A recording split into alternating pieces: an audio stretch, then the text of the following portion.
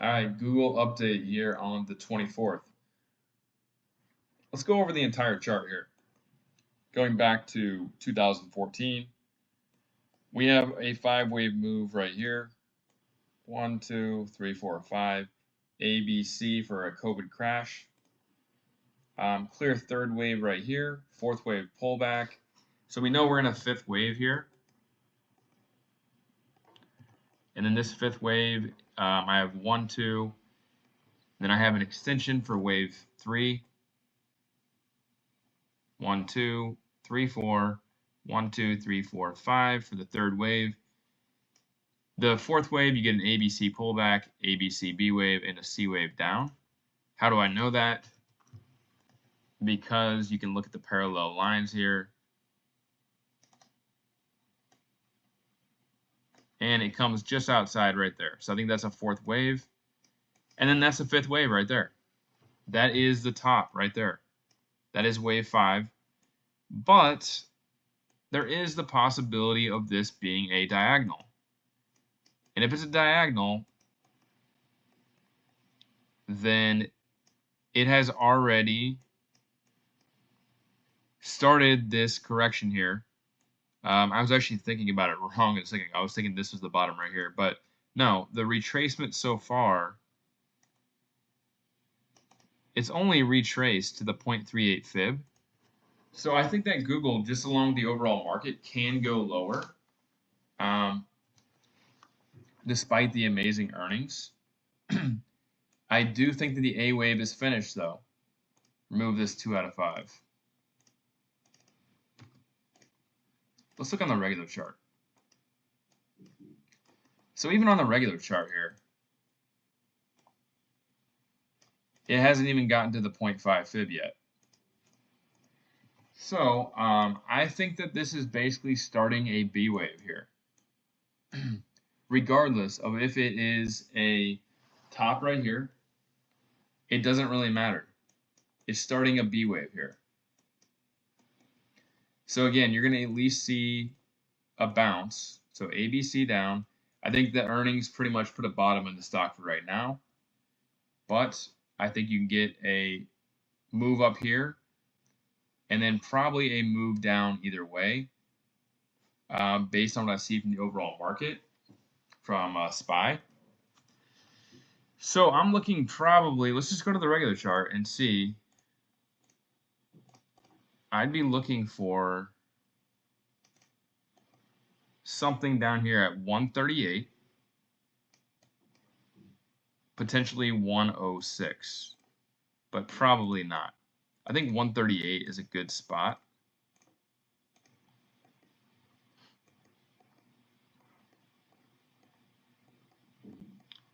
So if this is the A wave right here,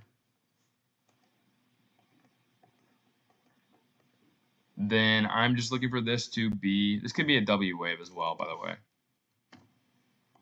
We could just be getting an X wave right here, ABC up, and then one more move down. It probably is going to retrace to at least, well, it's already at the 0.5 fib here. Let's go to log chart. 166. So I think that this might be the end of the correction right here, of the retracement. I know that sounds crazy with the earnings, but I think you're probably just going to get something up here, and then it's going to be ready to go lower. The max move on this is going to be 178. And then I'm expecting lower. So anywhere between 138 and 106.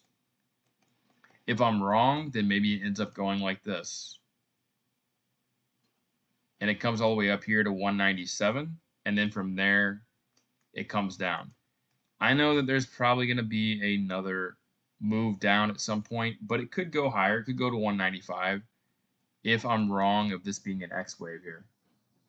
So just know that you're either going to be in a second of 5 wave extension, or Google already topped out.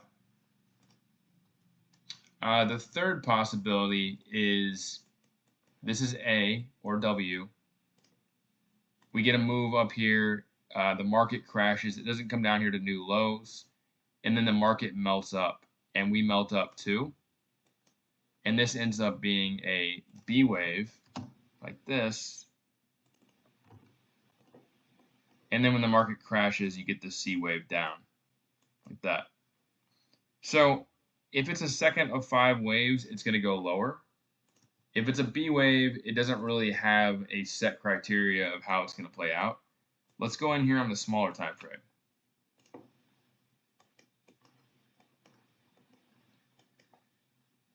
So technically this could be a diagonal, but I think it's more than likely an A wave here. So you have A, B, and we're looking for that C wave. C wave max is going to be 174. And right now we're at 168 right here. This is a supply zone. I'm not really putting that much weight into it because it's already hit it one time. But one thing you got to keep in mind here is the moving averages. This is where it needs to get over on a daily closing basis, 174. To get above that, then I would give the odds of it going higher up here to this gap a lot higher odds at that point. So it is possible it goes all the way to 199 and becomes a very large B wave. But I don't think that we're starting a third wave here. I think that there's going to be either more downside or we get a larger B wave and then more downside. So focus on the short term. We'll see what happens. I think that it's going to be tough to get over the 200 EMA right away. But then again, after this move ends, let's say we are in a second of 5 waves, and let's say we come all the way down here to 138. The next move higher, if we're making a third out of 5 waves, probably be looking for like 233, something like this. It would be like 1, 2, 3, 4, something like that. So third wave is not starting. We're starting a corrective move. Not sure how high it's going to go. If it's a second wave of 5, it's going to go lower. If it's a B wave, there's no set criteria. On the short-term time frame, I think it's going to have trouble clearing the 200 DMA at 174. So if you have options, you might want to sell tomorrow around this area. Take your profits and run. And that's pretty much all I got to say. And one other thing. If it gets above 174, no, I'm sorry. If it gets above 179, like right away, then I would say it's a third wave. I would say this is a diagonal. So 1, 2, 3, 4, 5. This is a second wave. If we break the 1.61 fib, then that means we're probably going to go all the way up to at least 200. This gap up here at 200.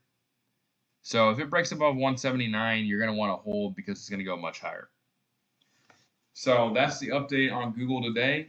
It's either in a B wave of a second of 5 waves, or it's a B wave, and we've already topped out here at 192. When I say topped out, I mean the 5th wave ended there. Obviously, this B wave went higher than that, but it was a B wave. This was the actual impulse ending right here.